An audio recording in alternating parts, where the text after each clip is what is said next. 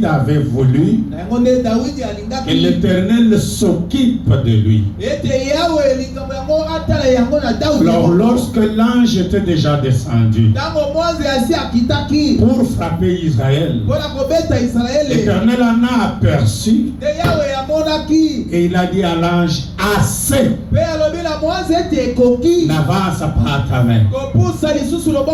Il a dit à Gad, dis à David de venir devant moi. Alors lorsque David est allé à la montagne, là où Gad avait donné des instructions, dans l'air d'Ornan le Jébusien, et quand il est entré, l'Éternel était debout sur le mont Morija. J'ai dit l'Éternel pourquoi? Parce que la Bible dit l'ange de l'Éternel était debout sur le mont Morija. Or l'ange de l'Éternel, c'est l'Éternel lui-même. Alors David l'a vu là où il s'était posté. C'est ainsi qu'il alla là-bas. Et il voulait alors construire un autel pour donner le sacrifice à Dieu. Il est allé voir Ornan pour dire à Ornan, vends-moi cette portion-là. J'y bâtirai l'autel de l'Éternel. Ornan lui dit, je vais t'en donner gratuitement. David a dit non. Jamais je ne présenterai à Dieu quelque chose qui est à toi avant que je ne construise l'autel là-bas. Pour adorer Dieu, je dois d'abord avoir la possession de cette partie-là. Je te donnerai l'argent en contre-valeur de cette partie-là. Alléluia. Amen. Ce qui est à toi, tu peux l'offrir à Dieu. Ce n'est pas l'argent d'autrui. Tu vas mentir au propriétaire. Oh non, j'ai donné l'offrande. Tu donnes l'offrande en fonction de quoi? Si c'est à toi, oui. Si c'est à toi, tu dois couper la dîme donnée, tu dois donner l'offrande. D'ailleurs, la dîme, quand on la donne, la Bible dit la dîme de tout ton revenu. Moi,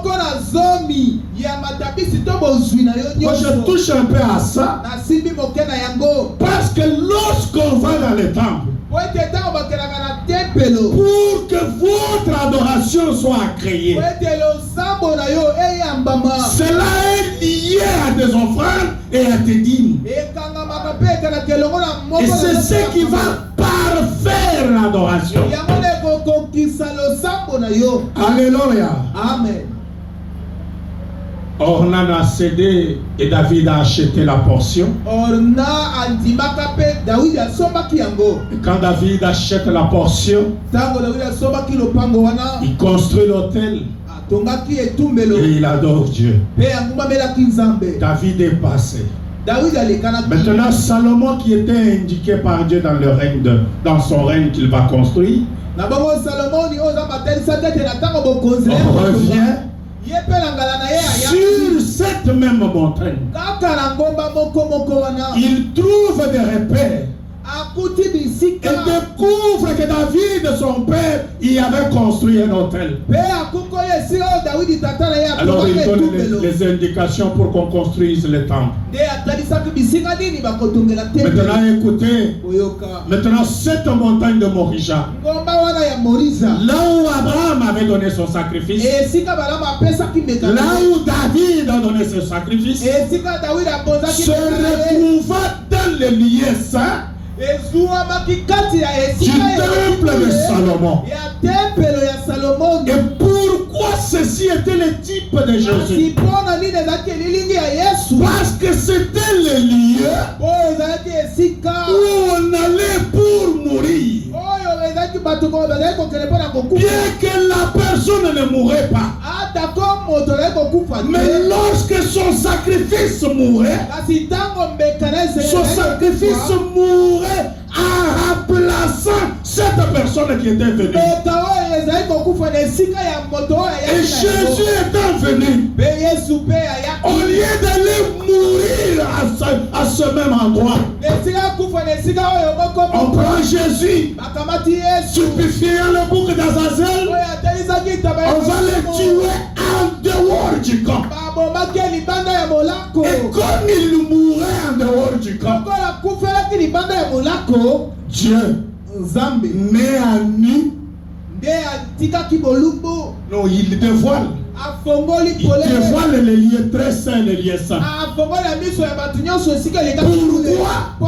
la déportation du lieu de la mort? C'est là que la Bible dit, alléluia, que nous devons mourir en Christ. Or, il fallait aller mourir sur Morija. Mais comme Jésus, lui qui est le type du temple, à qui il fallait mourir, que la mort se faisait dans le temple. C'est là qu'on amenait les animaux au temple. Le sacrifice était à créer au temple. C'est là que si vous lisez dans la Bible, vous trouverez Jésus dit, tu n'as voulu ni sacrifice, ni offrande, mais tu m'as formé un corps. Le temple qui était le lieu du sacrifice devient un corps humain. Et le corps Jésus devient le temple. La promesse disait dans Malachie, alléluia, voici j'envoie devant toi un prophète, il va aplanir les chemins.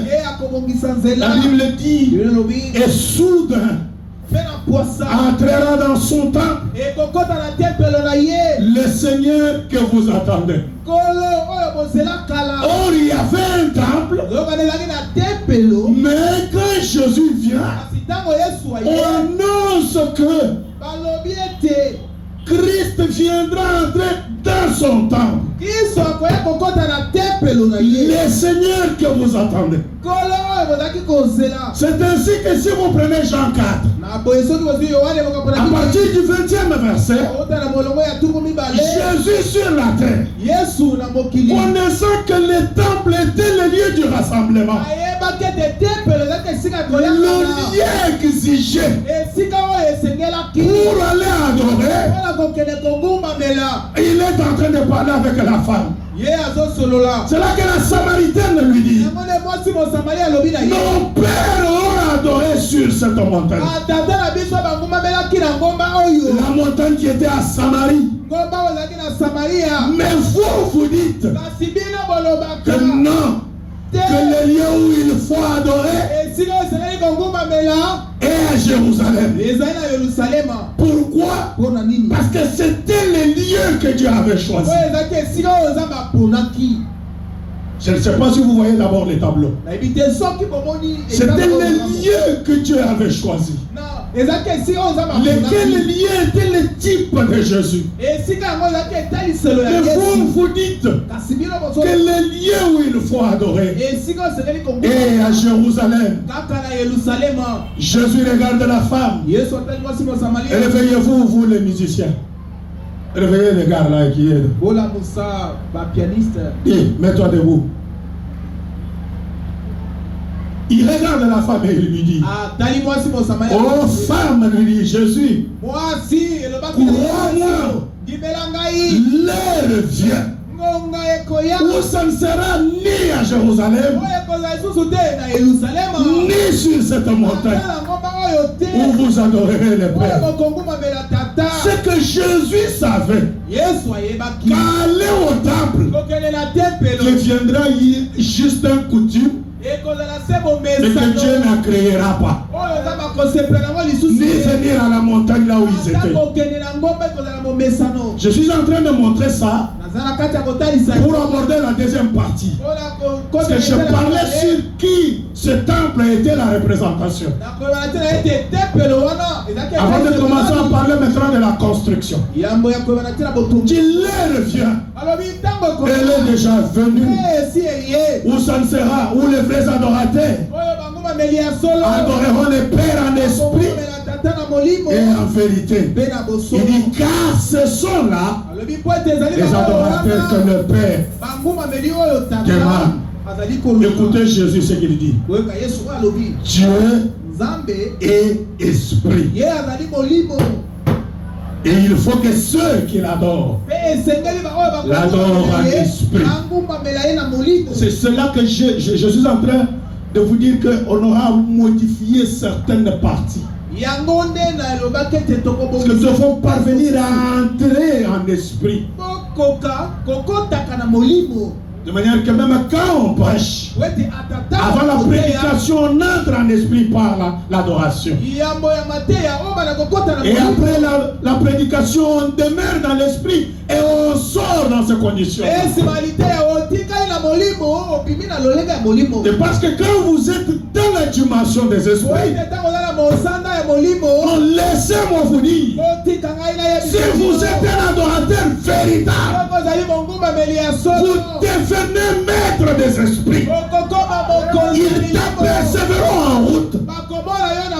Ils vont t'apercevoir et reconnaître celui-ci n'est pas un homme comme nous. Parce que celui que tu adores va te tenir compagnie. Tu seras un associé au monde invisible, à la dimension des anges. Tu seras en train de marcher, mais les anges autour de toi, peut-être tu ne vas pas les voir, mais ceux qui te regardent, et ils disent, il a quelqu'un devant et derrière lui. Une femme m'a dit ça au Tanzanie. Elle me regarde. Elle regarde le pasteur Isaac. Il lui dit, tu le connais bien? Et oui, c'est mon ami depuis longtemps. Il marche avec un grand troupe.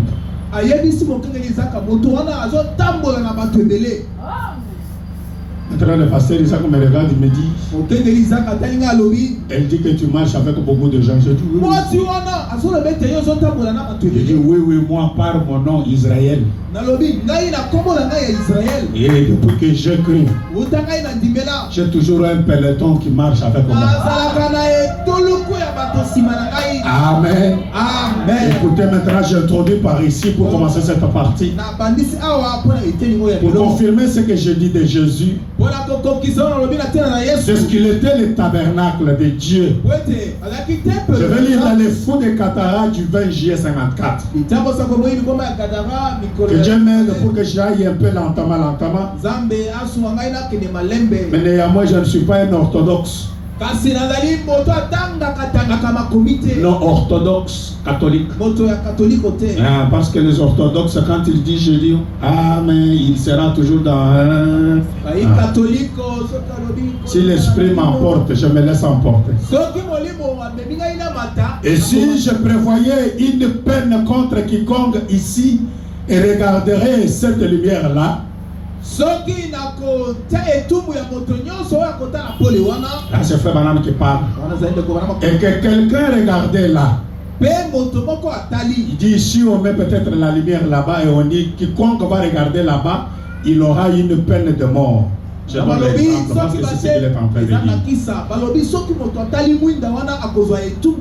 Il dit et si je ne voulais pas que cette personne là meure,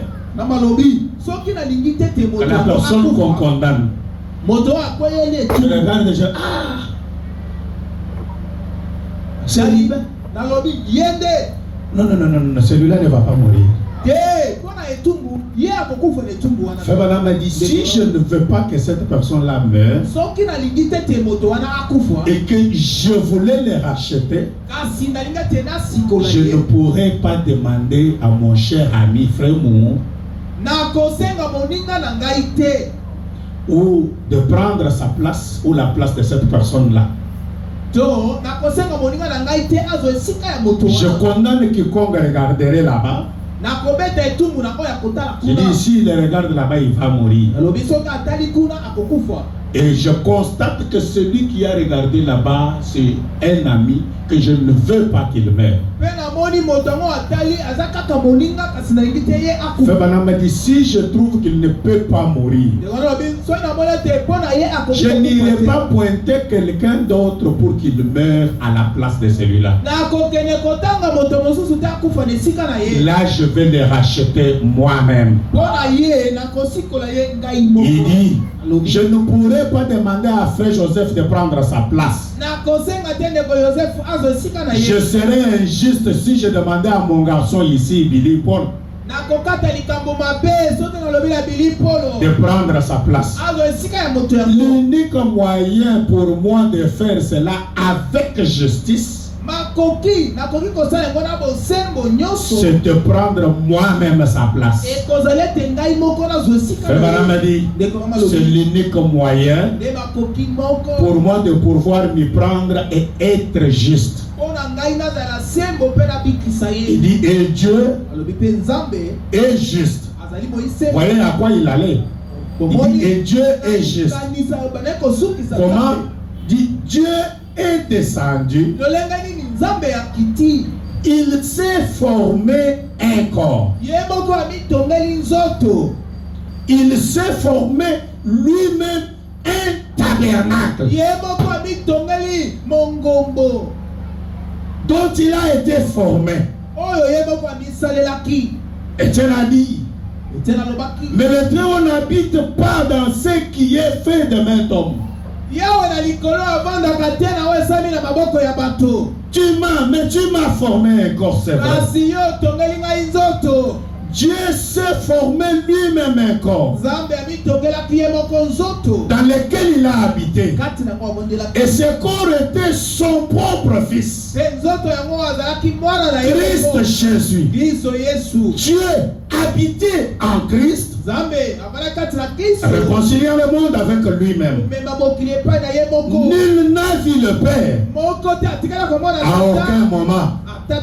Mais le Fils unique l'a manifesté. Est-ce vrai? C'est merveilleux. Et aujourd'hui, maintenant écoutez. D'abord vous comprendrez, la première partie vous avez compris que le tabernacle, c'est Jésus. Maintenant, Fabana m'a introduit autre chose.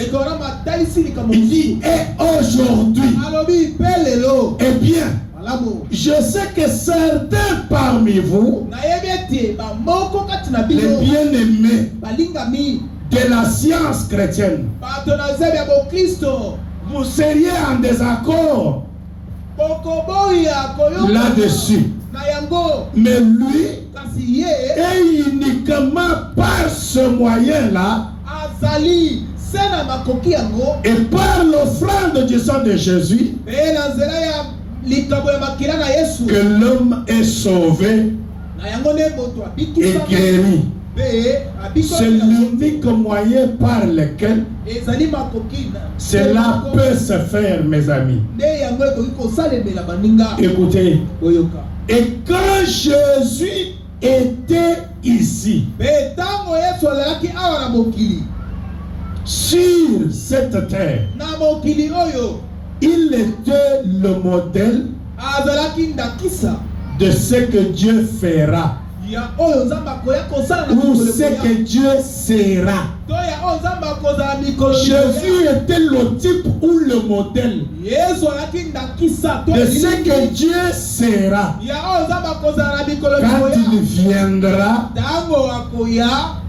dans son Fils. Cette phrase-là, si vous l'entendez bien, vous comprendrez que il dit quand Jésus était. En d'autres termes, avec son corps, quand il était sur la terre. C'est qu'il était là. Quoi?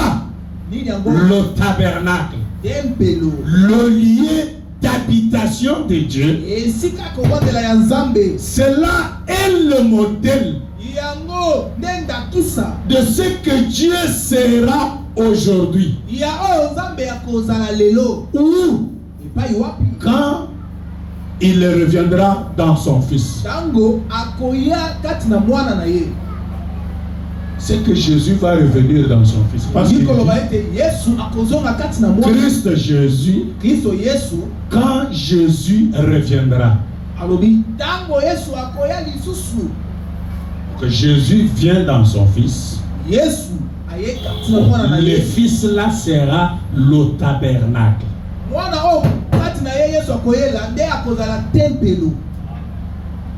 Je ne sais pas si vous avez bien saisi. Jésus, quand il était sur la terre, il était homme 100%, Dieu 100%. Il était le tabernacle ambulant. Et ce qu'il était là était le modèle. Alléluia. Tirez attention. C'était le modèle de ce qui devra être aujourd'hui quand il reviendra.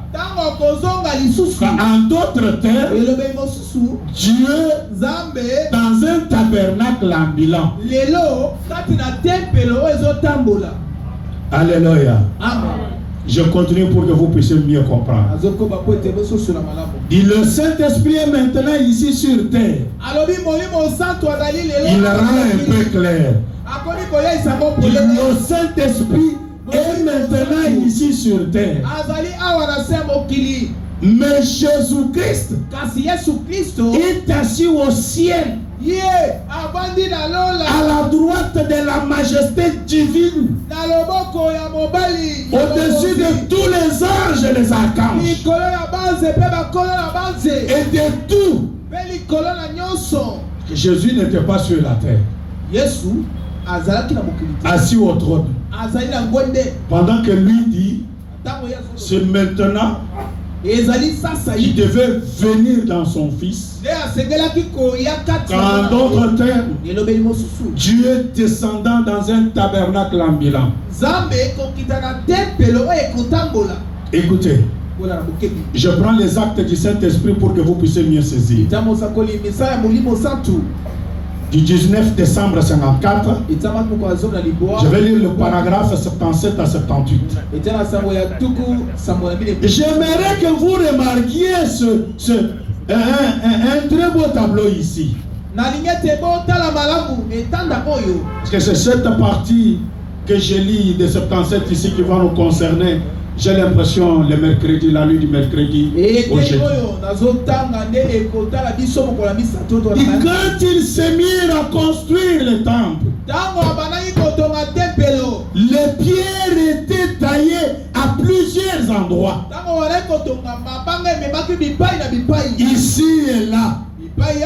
Certaines étaient taillées de cette façon-ci. Et d'autres taillés de cette façon-là. Mais la Bible dit que lorsqu'on les rassemblait, cela avait pris environ 40 ans pour bâtir ce temple. Mais il n'y avait pas de bruit dessus, ni de coups de marteau pendant ces 40 ans. Les pierres étaient rassemblées, pierre sur pierre. Tout ce qu'ils ont eu à faire, c'était d'enduire un peu de mortier sur cela et placer cela là-bas, et cela se collait. Et ça se bloquait les uns après les autres. Pierre après pierre, pierre après pierre. Pensez-y, mes frères. Paragraphe 78, il dit: eh bien, voilà mon avis là-dessus. Ce temple-là représentait le temple spirituel. Amen. En dehors du fait que cela avait représenté Jésus, il dit cela représentait le temple spirituel. Quel temple fait Balaam? Pour se rallier à la première déclaration, là où il a dit que aujourd'hui on devait encore avoir un temple ambulant selon le type et le modèle de Jésus. Amen. Dit le temple que nous formons aujourd'hui,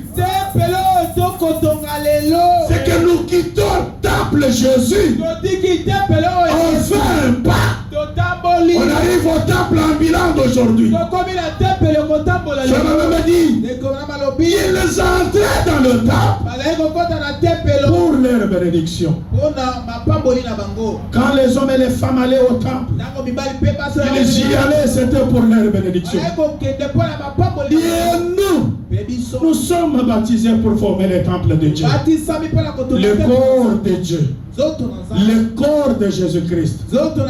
Et nous sommes en Christ par le baptême de l'Esprit. Et la Bible dit dans 1 Corinthiens 12, il n'y a donc maintenant aucune condamnation pour ceux qui sont en Jésus-Christ. Il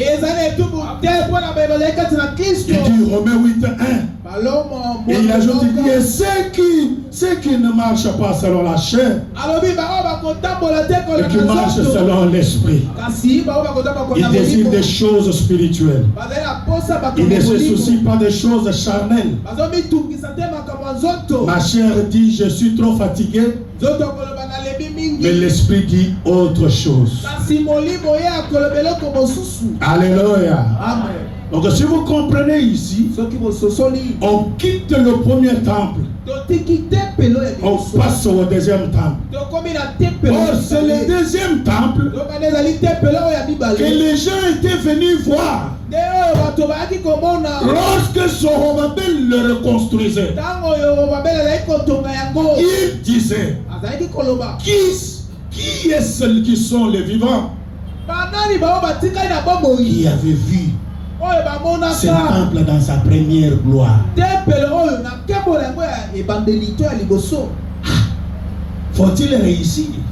C'est là qu'ils ont dit la gloire de cette deuxième maison sera plus grande que la première. Et ce madame a dit, Jésus-Christ s'est fait beaucoup de succès à Kentucky. Il en a eu chez eux avec elle. Alléluia. La gloire de ce deuxième temple, la gloire de cette deuxième maison. Quel temple? Un temple ambulant.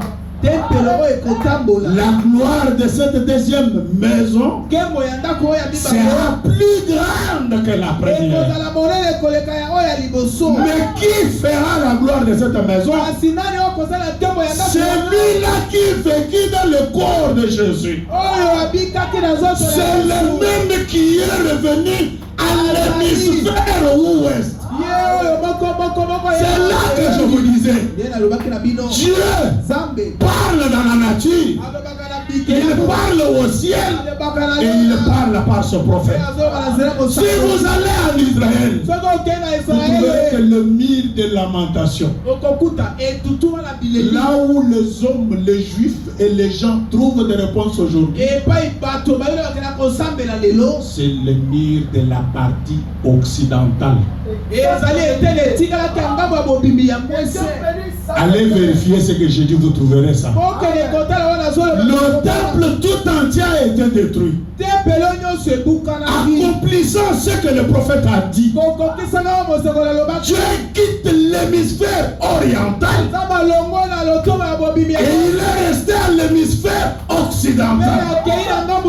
C'est là qu'il est resté. Le même Jésus. Pourquoi? la partie du temple. Vous allez dire, mais qu'est-ce que tu veux dire par là? À l'hémisphère occidental, vous voulez dire que c'est la partie Jésus? Oui, la 7e corne du 7e œil. Parce que l'agneau qui apparaît dans l'Apocalypse, c'est un agneau à 7 cornes et à 7 yeux. Or les yeux, c'est quoi? Le corne, c'est quoi? La puissance de l'agneau et les yeux prophétiques. Or Jésus est 7 fois prophète. Il est tout ce que Paul était jusqu'à la fin. Tout ce que Moïse était jusqu'à Enoch. Il est tout. C'est ce qu'il est. Alléluia. Mais il y a un petit coin ici. Un coin qui forme l'angle. Le temple, c'était Jésus. Mais on en arrive au point où on devient le temple de Jésus.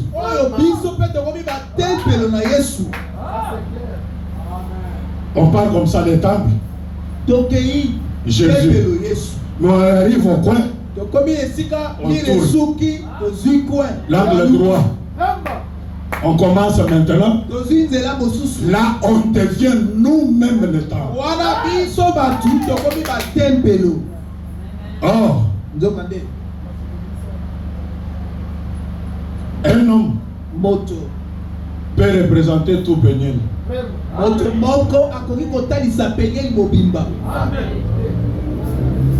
Il sort sur la route. Frère. Je cherche Péniel Tabernacle. Donc quand tu m'as vu, tu as vu Péniel Tabernacle. Parce qu'en réalité, les temples, ce ne sont pas ce toile ici. Je vous ouvre une petite parenthèse. Il parlait de la science, il disait, lui qui n'était même pas un chirurgien. Alléluia.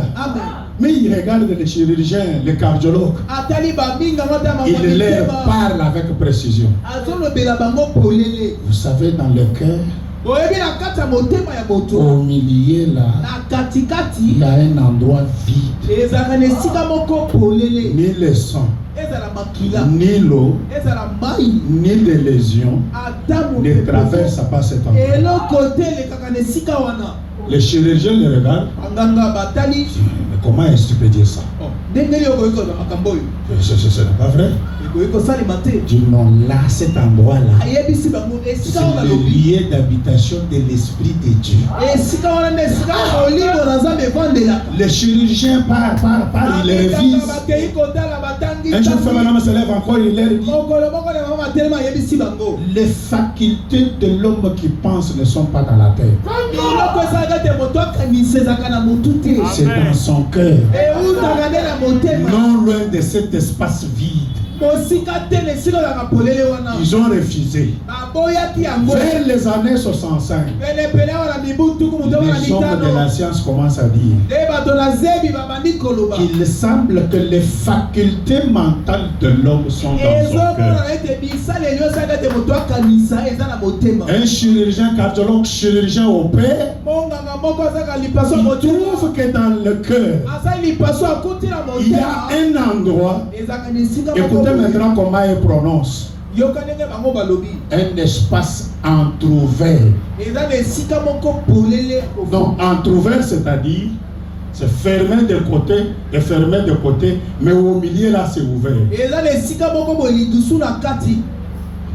La science commence à dire non, il y a un espace entrouvert dans les cœurs. On vous a dit ça, vous avez refusé. Maintenant vous en venez encore à ça et vous rendez témoignage. Qu'est-ce que cet espace-là est? Étienne a dit, l'Éternel n'habite pas dans ce qui est fait de mes hommes. Or, le temple de Salomon était fait des mains d'hommes. Mais cet espace-là, le concepteur et le constructeur, c'est Dieu seul. C'est là que Paul, dans la lettre aux Éphésiens, et Dieu nous aide. Je pourrais peut-être couper à un moment donné, mais ça me fait beaucoup du bien. C'est là que Paul, dans la lettre aux Éphésiens, à son deuxième chapitre, le verset 19 ou 18, il regarde les gens, les frères, les membres de l'église d'Éphèse. Il dit ainsi donc, vous n'êtes plus des étrangers, ni des gens du dehors, mais vous êtes des concitoyens des saints. Écoutez, gens de la maison de Dieu. Il continue, il dit, vous avez été édifiés. C'est là qu'on commence le fondement. Vous avez été édifiés sur le fondement des apôtres. Ce qu'on a appelé fondement des apôtres, qui fait que au coin, c'est Jésus. Vous en découvrirez, je vous lirai frère Bala. Vous avez été construits. En d'autres termes, vous vous tenez sur le fondement des apôtres. Mais là où Jésus lui-même est la pierre angulaire. Si vous prenez même dans 1 Corinthiens 3 à partir de 9, donnez-nous 1 Corinthiens 3. Maintenant, Paul chez le Corinthien élève un peu le ton. Il dit car il se met maintenant sur les pieds de qualité avec Dieu. Il dit nous sommes ouvriers avec Dieu. Dieu travaille et moi je travaille. Et vous, vous êtes le champ de Dieu. Paul fait un pas. Il dit l'édifice de Dieu. Vous êtes le lieu d'habitation de Dieu. C'est que nous quittons le temple Jésus. On fait un pas. On devient nous-mêmes les temples. Pour accomplir ce que le prophète a dit. Que ce que Jésus était. C'est-à-dire d'être le temple de Dieu. Cela était le modèle de ce que nous devenons. Donc en d'autres termes, nous devenons de Monsieur Jésus et de Madame Jésus. C'est ce qui fait que Paul sur la route de la Massaléon, alors qu'il pourchassait les disciples, alléluia, amen. Paul dit, quand cette lumière lui apparaît, il dit seul il sera difficile de jamais contre les écueils. Paul dit, qui es-tu Seigneur que je persécute? Je suis Jésus que tu persécutes. Parce que Thomas était Jésus. Or, Paul avait la lettre pour aller tuer les Pierre, les Thomas et les André. C'était connu que c'était eux qui le pourchassaient. Mais quand Jésus répond, je suis Jésus que tu persécutes. En d'autres termes, je suis Pierre, je suis Jacques, je suis André, que tu es est en train de persécuter. Jésus que tu persécutes. Donc Pierre, Jacques et André étaient devenus des temples. Ils étaient devenus de Jésus. Ils étaient devenus les lieux d'habitation du Dieu très haut. Alléluia. Amen. Non, si tu atteins le niveau où l'Esprit de Dieu te fait entrer en Christ, quand les sorciers te regardent, ils verront le feu. Ils vont te regarder, voir le sang. Ils vont te regarder, te voir peut-être 3 ou 4, te voir sur le lit. Ils te voient dans le coin en train de prier. Ils te voient dans l'autre coin en train de prier. Ils se posent la question, qui est le réel que je peux attaquer? Vous avez peur des sorciers parce que vous êtes vide là-bas. Alléluia. Amen. J'entre dans la pierre du fondement.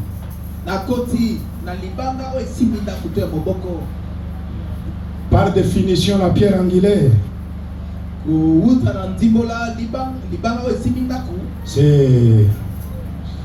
c'est une locution nominale féminine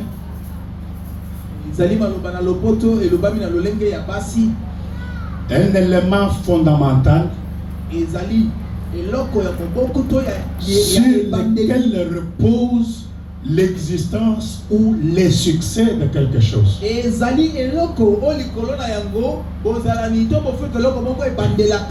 Cette définition de la science me fait souvent du bien. Ton succès, ton succès repose sur la pierre angulaire.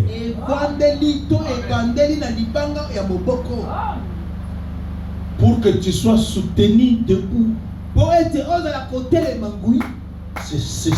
repose sur la pierre angulaire. Alléluia. Et l'élément de la pierre angulaire, c'est un élément à 2 points. Je vous lirai le prophète quand il parle de ça. Excusez-moi les termes. Avant, beaucoup de gens où on nous a enseigné et la pierre angulaire était seulement le Saint-Esprit. Écoutez, ce matin je vous ajoute quelque chose. C'est l'esprit et la révélation. Les deux. Parce que lorsqu'il pose la question à Pierre, et que Pierre répond, tu es Pierre, et sur cette pierre, je bâtirai mon église. Oh, Pierre n'était pas l'esprit. Pierre s'était lié à la révélation. Mais écoutez que la révélation entre dans la pierre. Alléluia. J'aime le Seigneur. C'est ce qui fait que quand vous regardez bien la pierre angulaire, vous verrez que c'est aussi la pierre de fête. C'est là que vous trouverez content de la fin. C'est encore la même révélation de qui Jésus est, avec l'esprit qui font la coiffure du temps. C'est ce qui fait que dans le drapeau d'Israël, il y a l'étoile à 6 points. C'est la première venue et la deuxième venue. Les deux qui font les 2 triangles qui se rencontrent, ou les 2 pyramides qui se rencontrent. Les 2 pyramides renversées. Parce que c'est la même pierre. Il y a un endroit. Observez bien l'étoile brillante du matin. Et quand vous le regardez à l'est, vous les verrez très tôt le matin autour de 4h, 5h. Il brille. De la même manière, Si vous regardez à l'ouest, entre 19h, vous verrez la même étoile. C'est la seule même étoile, mais tout dépend du positionnement. Alléluia. Alléluia. Est-ce que vous me saisissez? Les sœurs, est-ce que vous me saisissez? Que Dieu vous bénisse. Je prends exposé de cet âge de l'église. Je prends l'âge de l'église de Philadelphie à la page 315. Vous allez comprendre ici qui sont ceux-là qui font partie. Qui font partie de la pierre angulaire et du fondement. Or, non seulement il nous donne des couronnes, mais il nous dit que ceux qui font partie de l'épouse deviendront des colonnes dans les temples de Dieu.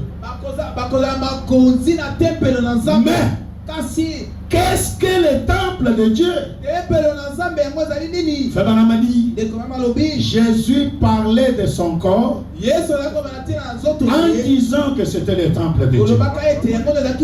En effet, au lieu de dire son corps est,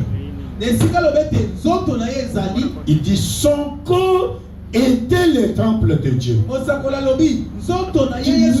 maintenant, nous sommes son corps. Ce n'est plus son corps qui est le temple de Dieu. Maintenant, c'est nous qui sommes le temple de Dieu.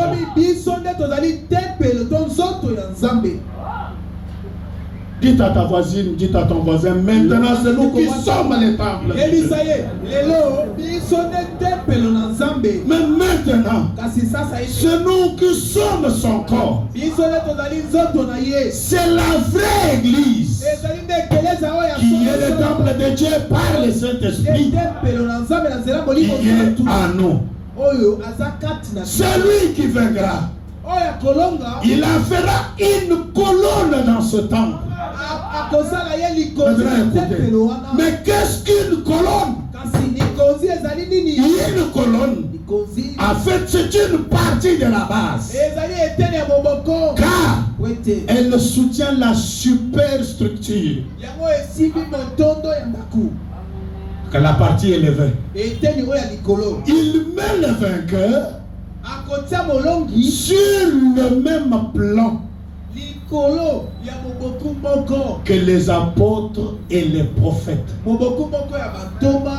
Pourquoi les apôtres? Parce que c'est lui qui les avait choisis. Pourquoi les prophètes? Parce que c'est à eux que la parole vient. Alléluia. Amen. Je ne sais pas si vous voyez ça. Il dit car il est dit dans Éphésiens. Là, il rentre à ce que Paul a dit. Ainsi donc, vous n'êtes plus des étrangers, ni des gens du dehors, mais vous êtes des concitoyens des saints, gens de la maison de Dieu. Vous avez été édifiés sur le fondement des apôtres et des prophètes. Jésus-Christ lui-même étant la pierre angulaire. Et en lui tout édifice bien ordonné s'élève pour être un temple saint dans le Seigneur. En lui vous êtes aussi édifiés pour être une habitation de l'Esprit de Dieu. Il dit, ce verset 22 dit bien que nous faisons comme est partie de l'édifice. Mais tout a dû passer par la porte Jésus et fait partie du corps ou du temple, fait partie du corps ou du temple. Or, quand Dieu place un homme dans le temple pour en faire une colonne, et il fait ainsi de lui une partie de ce groupe qui constitue la base. Que fait-il en réalité? Alléluia. Écoutez ce que Dieu fait en réalité. Frère Madame dit, il lui donne la révélation de la parole et de lui-même.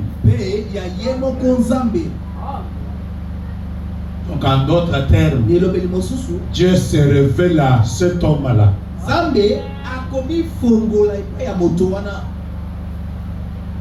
Et il lui donne la révélation de la parole. Franck, réveille-toi. Parce que c'est exactement ce qu'ont reçu les apôtres et les prophètes. Et Matthieu 16 dit, il est là dans la parole. C'est là qu'il se tient. Personne ne peut l'en faire sortir. Il dit Matthieu 16 le dit. Or, si vous prenez Matthieu 16, donnez-nous un peu Matthieu 16. La Bible dit, parce que j'ai ça à l'esprit, me donner ça. Et Jésus étant arrivé dans le territoire de Césarée de Philippe.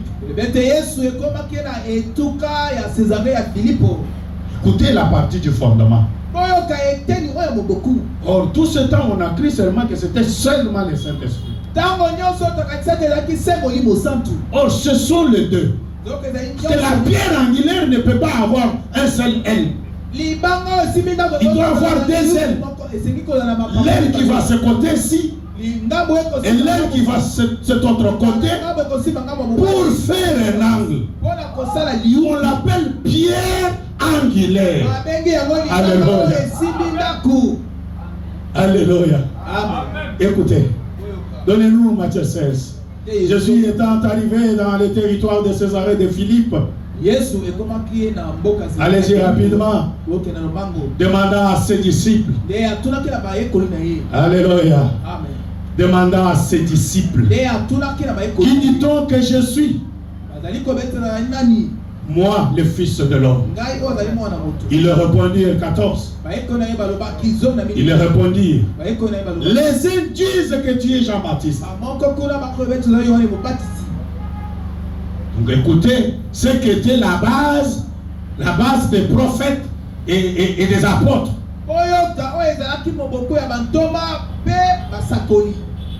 Les autres disent que tu es Élie.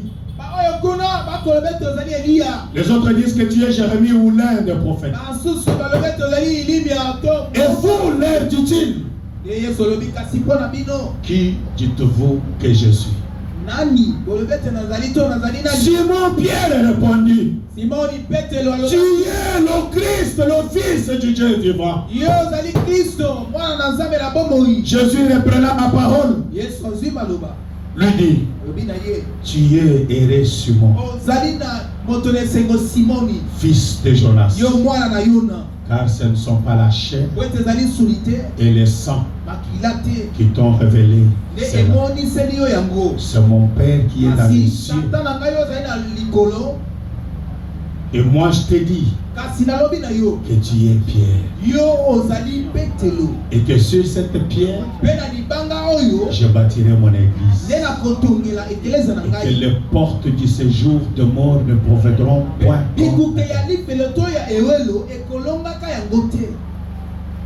Sur cette pierre, je bâtirai mon église. Quand on dit les portes du séjour de mort ne prévaudront point contre elle, c'est pour dire que celui qui se tient sur la révélation de qui Jésus est ne peut pas fuir les attaques de l'enfer ni du séjour de mort. Alléluia. Vous voulez une écriture? Je suis encore dans la Bible. Prenez Ésaïe 28 à partir du 16e verset. Alléluia. Amen. Celui qui se tient sur cette pierre-là, quelle qu'en soit l'attaque, quel qu'en soit le combat, quelle qu'en soit l'attente, quel qu'en soit l'angle qui te lance un défi, que toi, pour progresser, que le 6e doigt sorte. J'aimerais te rassurer ce matin. Trouve seulement la pierre. La Bible dit, c'est pourquoi ainsi parle le Seigneur, l'Éternel. Voici, j'ai mis pour fondement en Sion. Alléluia. J'ai mis pour fondement en Sion une pierre éprouvée, une pierre angulaire de prix. Alléluia. Une pierre angulaire de prix. Écoutez bien, solidement posée. Alléluia. Solidement posée. C'est lui qui la prendra. N'aura point hâte de fuir. La pierre est solidement posée. C'est lui qui la prend. N'aura jamais hâte de fuir. Alléluia. Tu ne fuiras pas. Tu ne pourras pas être vaincu. C'est pour cela. Vous êtes invincible. Quand vous prenez la pierre. Vous êtes inattaquable. Quand vous prenez la pierre. Vous êtes invincible. Quand vous vous tenez sur la révélation. Vous n'êtes pas n'importe qui. Vous êtes une pierre, mais une pierre qui respire. Vous êtes une pierre vivante. Alléluia. Je sens mon esprit se révolter.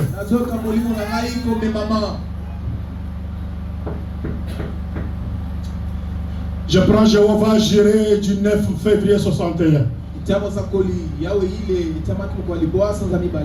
Fais-moi interprète l'écriture que Pierre a répondu. C'est au paragraphe 14. Si donc le fait d'être religieux, d'aller à l'église et de payer l'argent pour l'église, d'offrir un sacrifice et d'y apporter vos dîmes et d'adorer Dieu, d'ici c'est cela tout ce que Dieu exige. C'est qu'il a fait une chose cruelle en condamnant un homme qui avait rempli ses exigences. Donc c'est-à-dire qu'ailleurs. Mais vous voyez, d'une voix paraît droit à un homme. Mais son issue c'est la voie de la mort. Voyez, eh bien il y a une voie que Dieu suit. Et c'est uniquement par cette voie-là que vous allez entrer là, en suivant la voie à laquelle Dieu a pourvu. Et toute la Bible entière, toute la Bible est entièrement bâtie sur la révélation. Et l'Église est bâtie sur la révélation. La révélation de la parole. Mais souvenez-vous, maintenant, il veut donner encore un autre élément. Mais souvenez-vous, comment Abel a-t-il offert à Dieu un sacrifice plus excellent que celui de Caïn? Cela lui était révélé. Pour prouver cela, dans Saint Matthieu, je crois au chapitre 12, 16, là où nous venons de lire, il dit, Jésus a demandé, qui dit-on que je suis moi le fils de l'homme? Les uns ont donné les réponses, les autres ont dit le prophète et ainsi de suite. Il a dit, mais vous, qui dites-vous que je suis? Et promptement Pierre a pris la parole et a dit, tu es le Christ, le Fils du Dieu vivant. Il lui a dit, Tu es Simon, fils de Jonas. Ce ne sont pas la chair et le sang qui t'ont révélé ceci. Et c'est mon Père qui est dans les cieux qui te l'a révélé. Eh bien, tu es Pierre. Et sur cette pierre, je bâtirai mon église. Et les portes du séjour de mort ne prévaudront pas prévaloir contre elles, ne pourront pas prévaloir contre elles. Eh bien, les catholiques disent qu'il a bâti sur pierre parce qu'il était une petite pierre. Si c'était le cas, Pierre a pourtant rétrogradé quelques jours plus tard. Vous dites qu'il a bâti sur les protestants. Les protestants disent qu'il a bâti sur lui-même. Il est le roc. Cela est encore faux. Il l'a battu sur la révélation spirituelle. Ce qui est révélé. Alléluia. Amen. Ce ne sont pas la chair ni le sang qui t'ont révélé ceci. Mais c'est mon Père qui est dans les cieux qui te l'a révélé. Voilà pourquoi il a donné à Pierre les clés du royaume. Ce dernier avait la révélation de qui Jésus était. D'abord là, voilà les fondements. Sur cette pierre, je bâtirai mon église. Et les portes du séjour de mort ne prévaudront pas, ne pourront pas prévaloir contre elle. C'est vrai. La révélation spirituelle du Seigneur Jésus. Lorsque Dieu vous l'a fait connaître en tant qu'une personne, comme votre sauveur, comme votre rédempteur, comme votre Dieu, comme votre guérisseur, comme votre roi. C'est lui que il termine par la phrase. C'est ainsi que vient la révélation spirituelle. Sur cette pierre, je bâtirai mon église. L'homme intérieur, paragraphe 49. Non, mes frères, si vous saisissez ce que ceci signifie,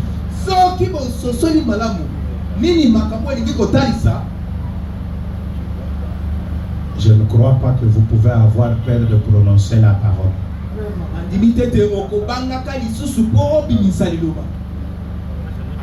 Comme je disais à un frère tard dans la nuit, je lui disais, et quand on parlait avec lui, je disais que Dieu recrée ta femme.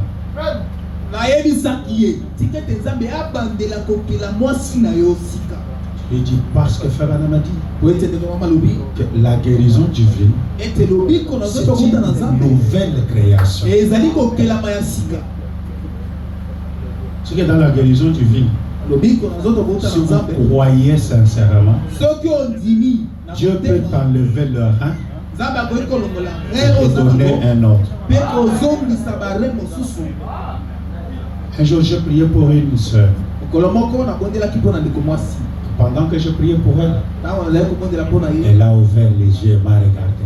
Elle dit, je t'ai regardé parce que ce que tu disais était le résultat de l'échographie. Maintenant, quand tu dis que la main de Dieu entre et tourne l'organe,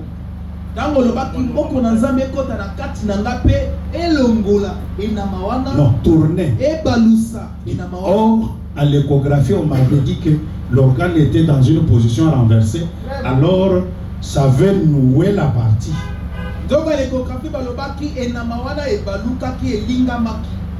Il dit, et tu as dit, si tu ne peux pas les tourner, enlève-les simplement et remplace un autre. Oh, à l'échographie, on m'avait dit, si ça ne se fait pas avec le produit, il faut qu'on te paye. Pour les tourner manuellement avec les mains. Il dit, quand tu priais, quand tu as commencé à prier, j'étais très calme. Il dit, mais quand tu en es arrivé à ça, je n'ai pas pu supporter. Il dit, alors, les larmes commençaient à sortir de soi de mes yeux. Et quand je suis parti de là, c'est cet enfant que tu as vu, à qui j'ai donné le nom de Peignel.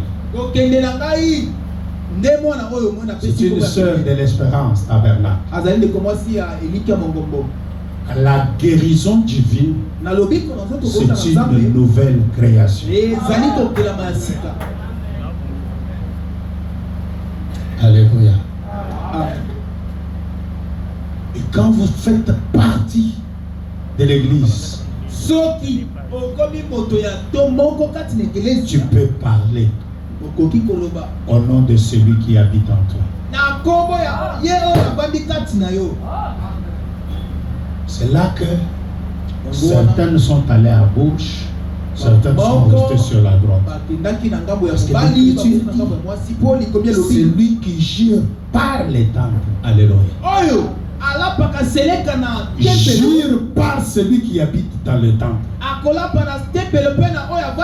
C'est là que certains ont juré par son nom. Alors qu'il fallait jurer par le nom de celui qui habite dans le temple.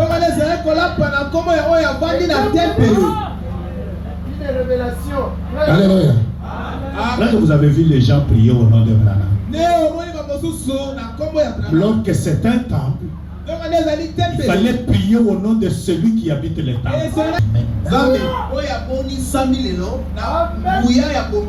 Dieu est rendu manifeste dans les temples. Mais non pas seulement là-bas, on descend jusqu'ici. C'est là que Paul dit, alléluia, tu es celui qui crie, Abba Père miséricorde au-dedans de moi. L'adorable doit être dans les temples pour que les temples adorent. Alléluia. L'adorable ne va pas être en dehors de celui qui adore. Parce qu'il doit crier. Alléluia. La Bible dit dans Romains, nous ne connaissons pas comment prier, mais l'Esprit nous aide. Cet esprit-là vous aide à partir d'où? C'est à partir de là. Donc celui qui adore et celui qu'on adore habitent le même lieu. Alléluia. Oh, merci Père. Alléluia. Amen. Frère dit, et bien aujourd'hui dans nos églises, commencez seulement dans l'église et voyez ce qui arrive. Mais on vous montre la porte. Voyez, et là c'est la clé passe-partout. C'est la chose qu'on laissait de côté, qu'ils ont laissé de côté. La pierre angulaire. Quand là autrefois les bâtisseurs ont commencé à construire les bâtiments, les pierres étaient taillées dans le monde entier. Eh bien, vous allez comprendre pourquoi je suis interdénominationnel. Vous les francs-maçons qui êtes ici, et les autres, ceux d'entre vous qui connaissent l'ordre, on taillait des pierres et on les transportait jusqu'à Chopin. ainsi de suite. Les chars de bœuf les faisaient descendre. Les eaux cèdres du Liban, on les taillait et tous, on les faisait descendre. Mais quand le tout avait été entassé en dehors de Jérusalem, pendant 40 ans, on n'a pas pu entendre un seul cri, un seul crissement de scie, ni le coup de marteau. Et bien voici venir une pierre taillée comme ceci, et une autre taillée comme cela, et une autre taillée comme ceci. Mais on constatait que chaque pierre s'ajustait à l'autre. Parce que quand je méditais sur ça, je méditais aussi sur la table du Seigneur.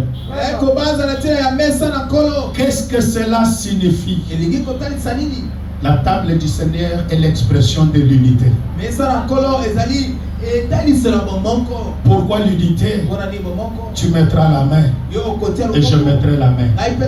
Mais tu m'as fait du mal. Est-ce que la main peut faire du mal à cette autre main? Pourquoi on n'a pas l'amour entre nous? Pourquoi on n'a pas l'amour entre nous? Je mettrai la main et tu mettras la main. Parce que le pied peut faire du mal à la tête.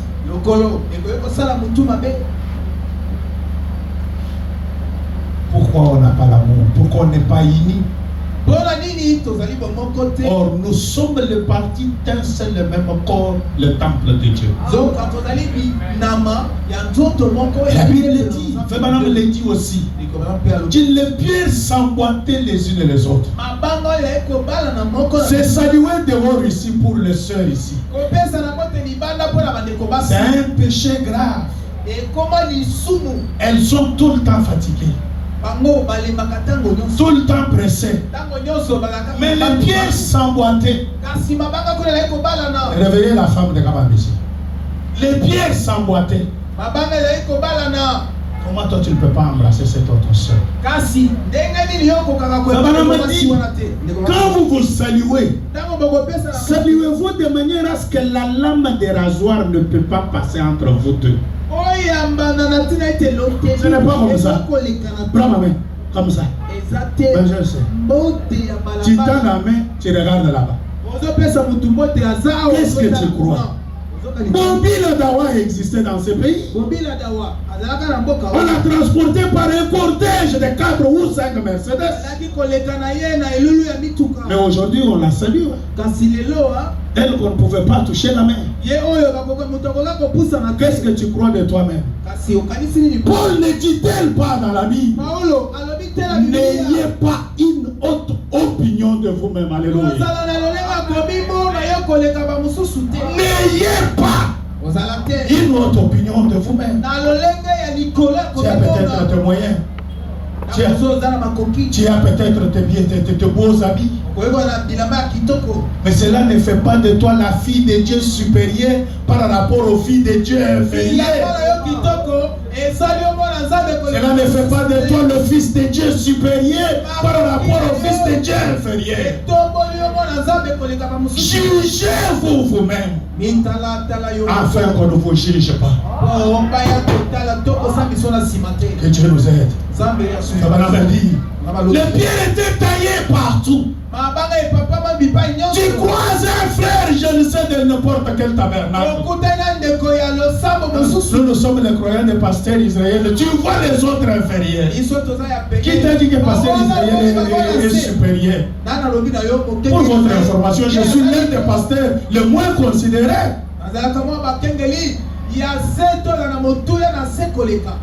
Essayez de voir sur la ville si on me connaît. Je suis le moins connu. J'ai prêché depuis 2009. Mais soyez étonnés, le pasteur Abis, c'est l'un des pasteurs les plus rapprochés que j'aime beaucoup. C'est la semaine passée ici que je prêche chez lui la deuxième fois. Depuis 2009.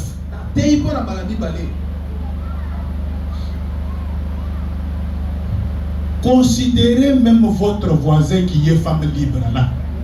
Tu ne connais pas ce que Dieu cache derrière cet scandale de femme. Derrière cette femme terrie. Tu ne sais pas ce qu'il y a. Peut-être Dieu l'a exposé devant toi dans ces conditions-là pour te faire monter les gradins, pour qu'elle te serve d'escalier. Alléluia. Considère la personne la moins considérable que tu vois peut-être en route. Et peut-être d'une valeur importante un jour. Si pas ça, Dieu peut te récompenser à cause de lui. Fabana me raconte l'histoire d'un homme qui avait pris son manteau et qui l'avait coupé en deux et qui avait couvert un clochard qui était sur la voie publique. Il dit, mais dans la nuit, il voit le Seigneur Jésus venant vers lui, couvert du même manteau.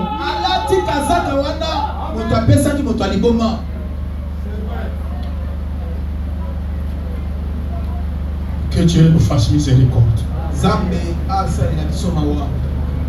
Si vous ne pouvez pas atteindre ce niveau-là, qu'est-ce que vous viendrez faire à la table du Seigneur? Fabana m'a dit, la table du Seigneur, c'est le rendez-vous de vainqueur. As-tu vaincu ton corps? As-tu vaincu le moi? Si on te piétine, tu réagis comment? Tu as encore ce bouffet de colère. Tu exploses quand on t'attaque. Es-tu dans la religion de poil de chat? Réveillez la femme de Moïse qui dort là. Es-tu dans la religion de poil de chat? Parce que le chat est un bon ami quand tu touches ce poil dans ce sens. Il peut s'allonger et mettre les pattes en l'air, mais remonte dans le sens opposé. Là, tu verras ses griffes sortir. Quand on touche alors, au colportage, que tu connais que celui dont on parle ici, c'est moi. Tu changes. Quel est ton témoignage là où tu vis?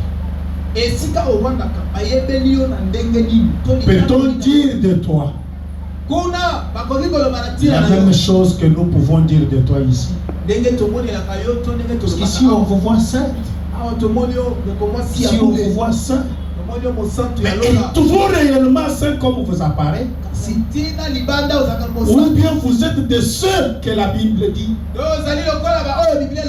ayant l'apparence de la piété, mais reniant ce qui en fait la force.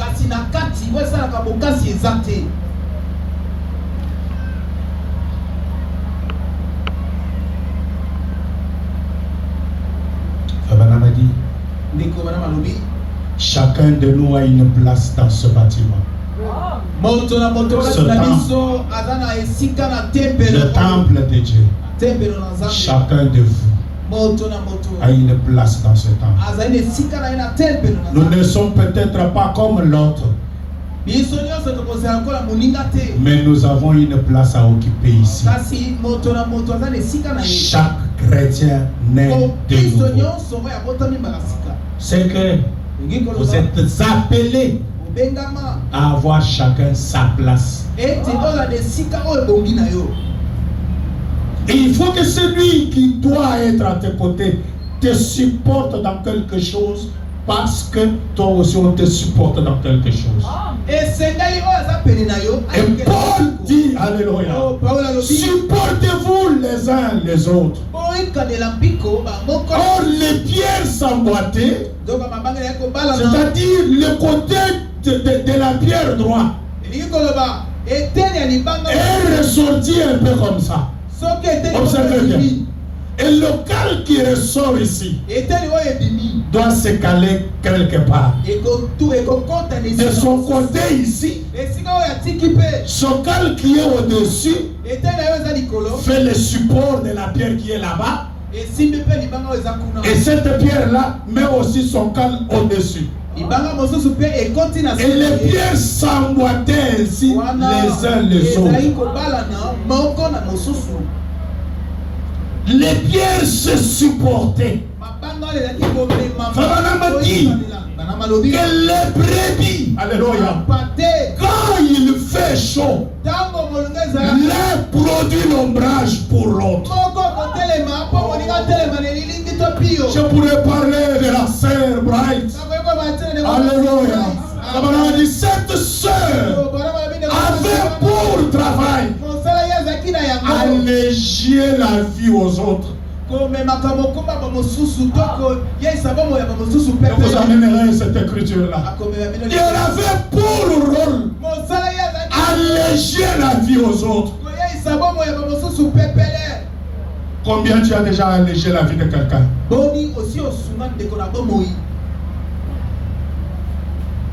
Combien tu as déjà allégé la vie de quelqu'un?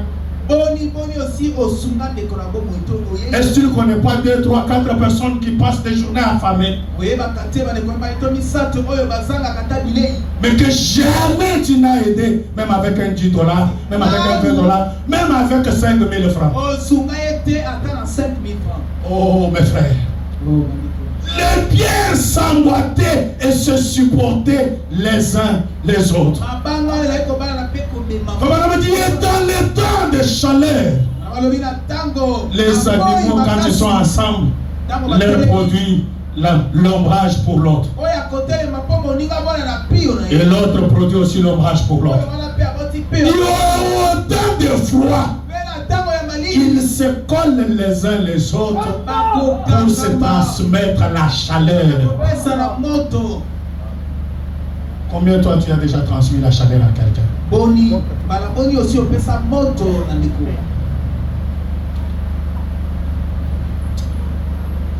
Béni soit le nom du Seigneur.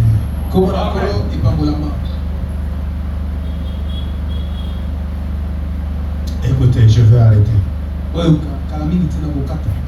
Il dit, chacun de nous a une place dans ce bâtiment.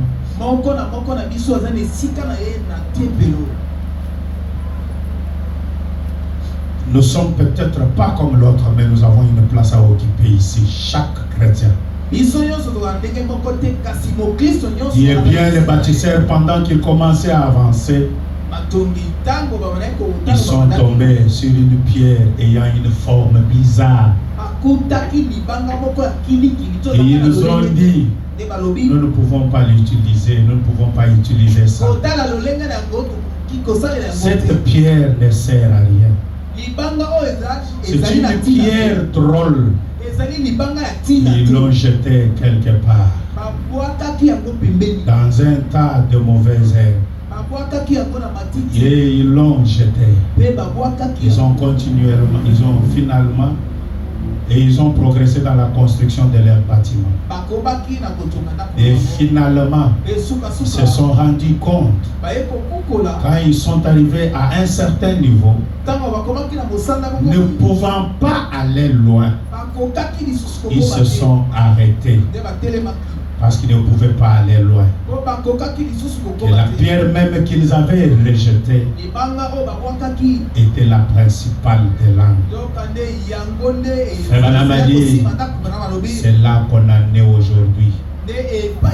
Frères et sœurs, nous avons adopté de différentes théologies. Nous avons pris n'importe quelle option de la religion. Nous avons adopté l'instruction. Nous avons adopté l'éducation. Mais nous avons découvert que ça ne marche pas. Pourquoi la pierre angulaire est l'élément sur lequel repose le succès? Le succès repose là. La solidité du temple repose dessus. Là qu'Esaïe a dit, cette pierre est reprouvée. Quiconque prend cette pierre n'aura jamais hâte de fruits. Qu'il est solidement posé. Alléluia. Amen. Oh Seigneur. Est-ce que tu peux me donner une écriture dans la Bible? Je crois que ça doit être dans Pierre. Que je m'arrête même là. Ça doit être dans 1 Pierre chapitre 2. 1 Pierre chapitre 2. Vous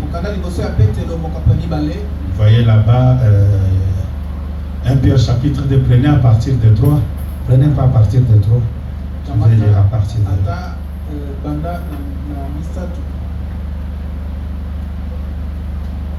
Nous ne sommes qu'à l'introduction de cette partie. Si vous avez écouté, alléluia, Dieu est tellement merveilleux. Si vous avez écouté que le Seigneur est bon, écoutez, avez-vous déjà écouté que le Seigneur est bon? Y a-t-il un frère qui a déjà écouté que le Seigneur est bon? Alors, approchez-vous de lui, pierre vivante, rejeté par les hommes. On peut te rejeter. On peut te déconsidérer. Mais tu es une pierre vivante. Une pierre choisie et précieuse. Le monde peut te donner les noms par lesquels il te déconsidère. Le monde peut te donner un nom par lesquels on te minimise. Pierre vivante rejetée par les hommes. Mais choisie précieuse devant Dieu. David, tu es choisi précieux devant Dieu.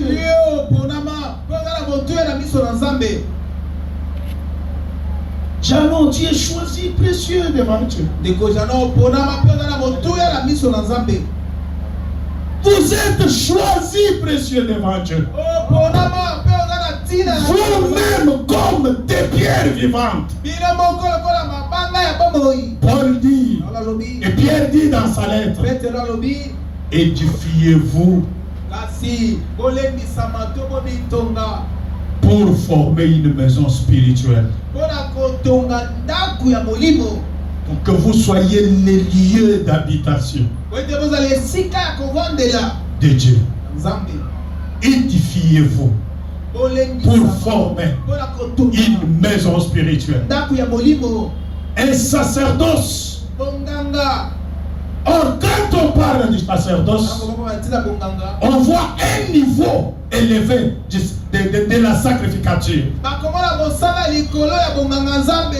Le sacerdoce dans la sacrificature, il est semblable, donc c'est la position qu'occupe le souverain sacrificateur dans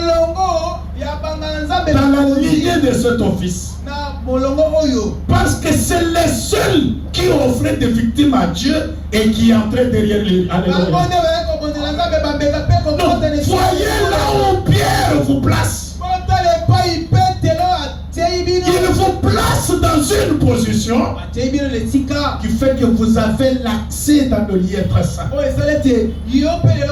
Un sacerdoce, un saint sacerdoce. Il dit, afin d'offrir des victimes spirituelles agréables à Dieu.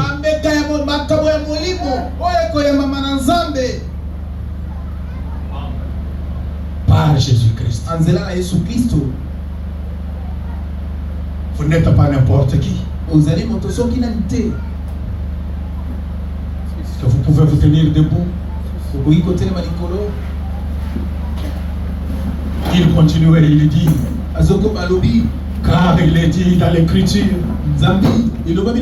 voici je mets à Sion une pierre angulaire, choisie, précieuse. Et celui qui croit en elle ne sera point confus.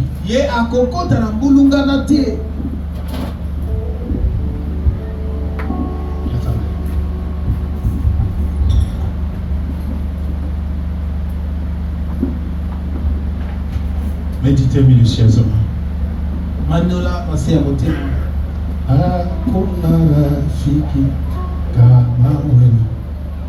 Méditez, réfugiés.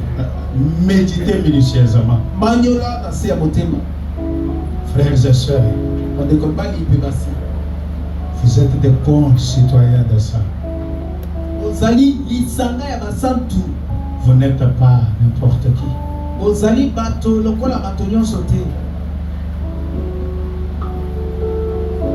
Ça ne dépend pas de l'âge. Ça ne dépend pas de ce que vous avez ni de ce que vous n'avez pas.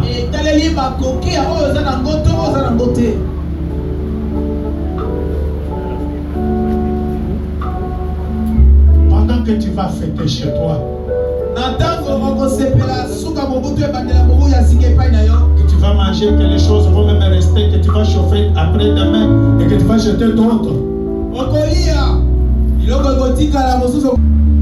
Parce que la Noël, vraiment, il n'y avait pas moyen chez toi. Mais malheureusement, je l'ai passé avec les enfants de l'Europe.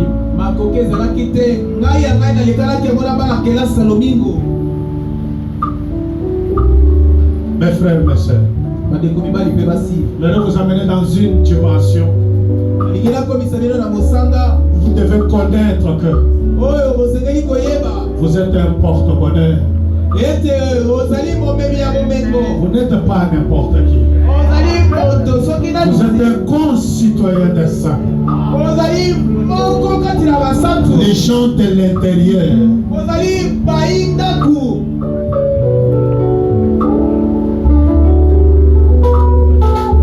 Jésus a dit à ses disciples, j'ai dit, vous êtes des dieux, mais vous mourrez comme des hommes. Si vous découvrez qui vous êtes, un tabernacle ambulant. Oh, la promesse dit que la gloire de cette dernière maison sera plus grande que la première.